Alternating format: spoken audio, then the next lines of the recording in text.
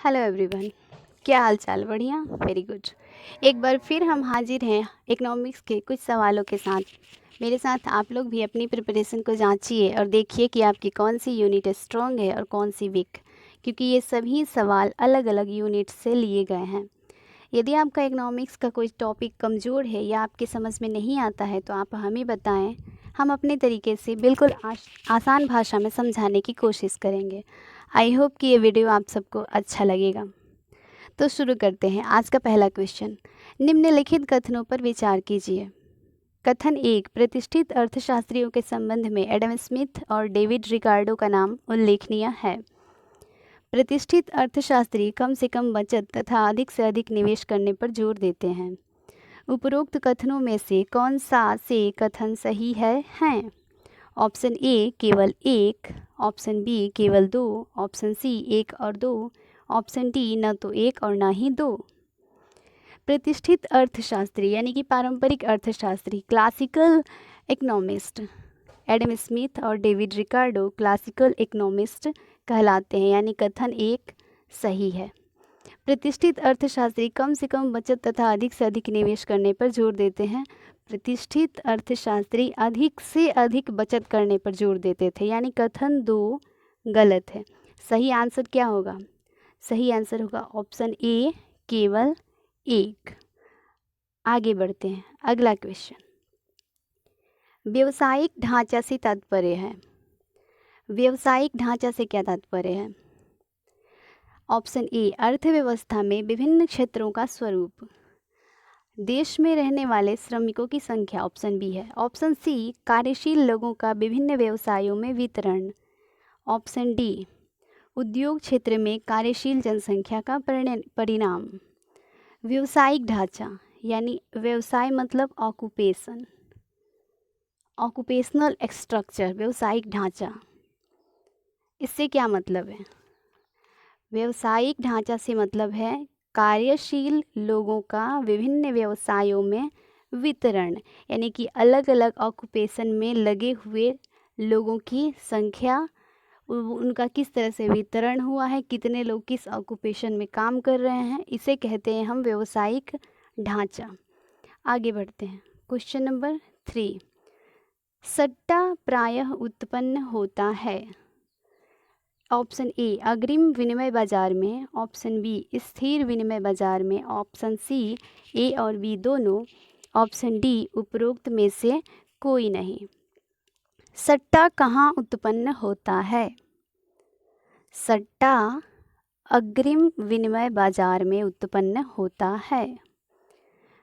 आगे बढ़ते हैं। क्वेश्चन नंबर 4, क्वेश्चन नंबर 4 कथन और कारण से संबंधित है। कथन ए आरोही आयकर समसीमांत त्याग पर आधारित है। आरोही, आरोही का मतलब होता है बढ़ते क्रम में, अवरोही का मतलब होता है घटते क्रम में। तो आरोही आयकर समसीमांत त्याग पर आधारित है। आय जितनी होगी, कारण बता रहे हैं, आय जितनी अधिक होगी उतनी ही कम करदाता के लिए मुद्रा के लिए सीमांत उपयोगिता होती है। आरोही आयकर। क्वेश्चन के बारे में बात करते हैं। पहले ऑप्शन देख लो, ए और आर दोनों सही है। ऑप्शन ए कह रहा है ए और आर दोनों सही है, आर ए की सही व्याख्या है। ऑप्शन बी ए और आर दोनों सही है परंतु आर ए की सही व्याख्या नहीं है।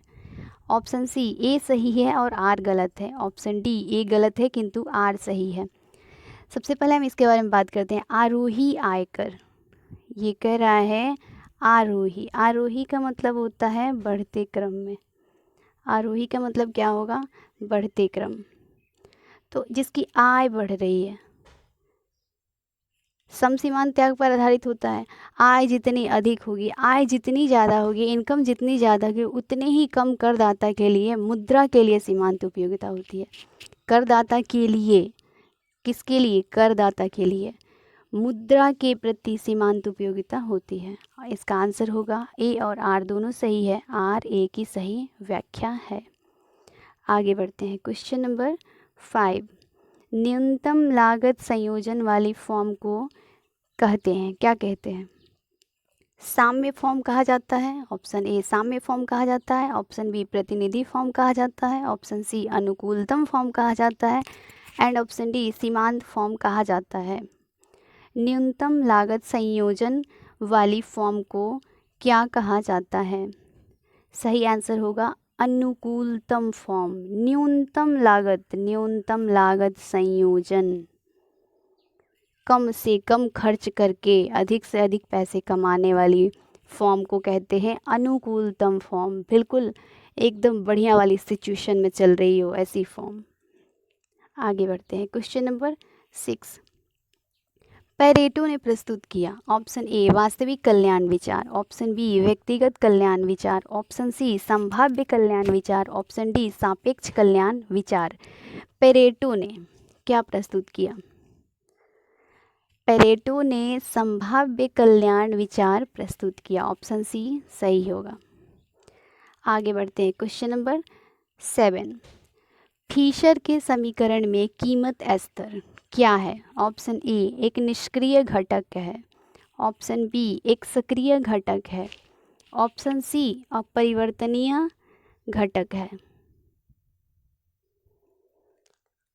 ऑप्शन डी ये सभी। फिशर के समीकरण में कीमत स्तर क्या है? एक निष्क्रिय घटक है। आगे बढ़ते हैं। क्वेश्चन नंबर 8 केंद्रीय प्रवृत्ति को मापने की विधि है। केंद्रीय प्रवृत्ति को मापने की विधि क्या है? और कथन एक दिया है माध्यमान, दूसरे नंबर में माध्य, तीसरा है माध्यिका, चौथा है औसत विचलन। केंद्रीय प्रवृत्ति को कैसे मापते हैं?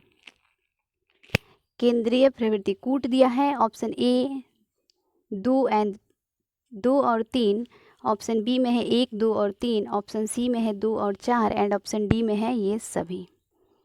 केंद्रीय प्रवृत्ति को मापने की विधि क्या है? केंद्रीय प्रवृत्ति को मापने की विधि है माध्यमान, माध्य और होता है माध्यिका, यानी कि ऑप्शन बी सही होगा, 1, 2 और 3। आगे बढ़ते हैं। क्वेश्चन नंबर 9 कल्याणकारी अर्थशास्त्र का संबंध होता है आर्थिक नियमों के विचलन से। कल्याणकारी अर्थशास्त्र का संबंध होता है ऑप्शन ए आर्थिक नियमों के विचलन से, ऑप्शन बी आर्थिक नीतियों की जांच से, ऑप्शन सी वास्तविक कल्याण में परिवर्तन से एंड ऑप्शन डी इनमें से कोई नहीं। कल्याणकारी अर्थशास्त्र का संबंध किससे होता है? कल्याणकारी अर्थशास्त्र आर्थिक नियमों के विचलन पर निर्भर नहीं करता। वास्तविक कल्याण में परिवर्तन से भी कल्याणकारी अर्थशास्त्र संबंधित नहीं है, ये आर्थिक नीतियों की जांच से ज़्यादा संबंधित है। ऑप्शन बी सही होगा। आगे बढ़ते हैं। क्वेश्चन नंबर 10 स्थिरीकरण नीति में निम्नलिखित में से सर्वाधिक महत्वपूर्ण क्या है? ऑप्शन ए स्वायत्त निवेश, ऑप्शन बी निजी निवेश, ऑप्शन सी इन्वेंट्री निवेश एंड ऑप्शन डी लोक निवेश। स्थिरीकरण नीति में कौन सी नीति? स्थिरीकरण नीति में सबसे महत्वपूर्ण क्या होता है? स्थिरीकरण नीति में सबसे महत्वपूर्ण होता है स्वायत्त निवेश। ऑप्शन ए सही होगा। Thank you so much. जय हिंद।